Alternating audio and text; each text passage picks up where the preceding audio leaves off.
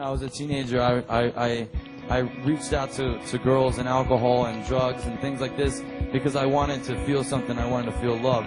I started playing music at the age of 17, and I was like, that's what I want. I'm going to work to get this respect in my life. And I started doing it, and people came to me. People loved my music. I was using my energy for wrong.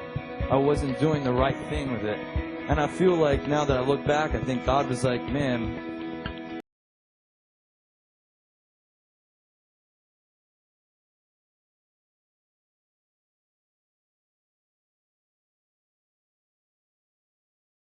I lived with my buddy, and I was a painter. I'd wake up at 4 in the morning, and I'd paint till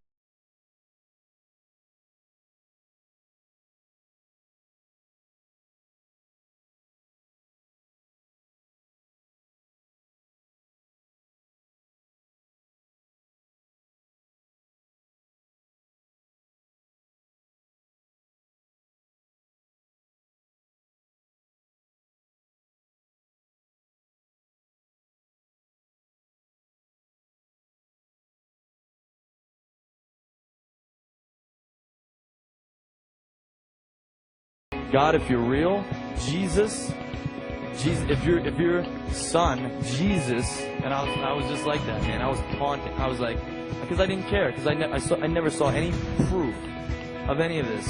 If your son Jesus is real, and you're real.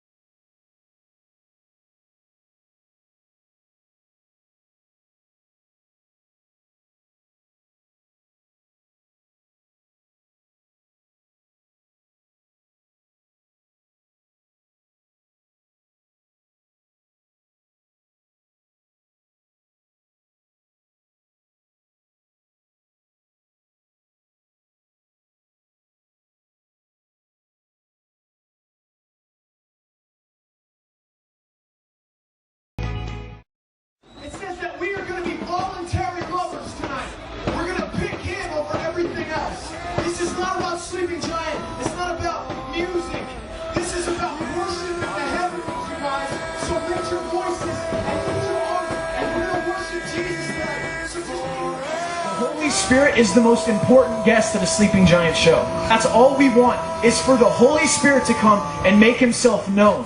How we define relationships here on earth, we can define our relationship with God like that. We can have encounters like that. He expects and wants you to have encounters like that. He doesn't want to be a concept to you. That's right. He wants to be your Father. So we're not here to perform. Because if we come and we lift up our praises in sincerity, then by the grace of God, He comes and then you guys get to share in that experience. I just want you guys to get hungry for something way better than performance Christian band. We need to get a higher vision for what we're doing here. The call is to worship a man, no longer to worship the doctrine or concept. We can't worship concepts anymore.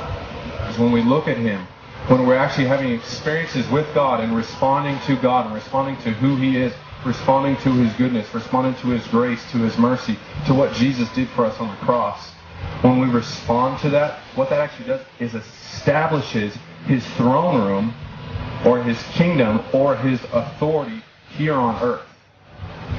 And I can testify to that. The safest place for the bride, you guys, to become familiar with what it's like when the Holy Spirit enters the picture is in worship.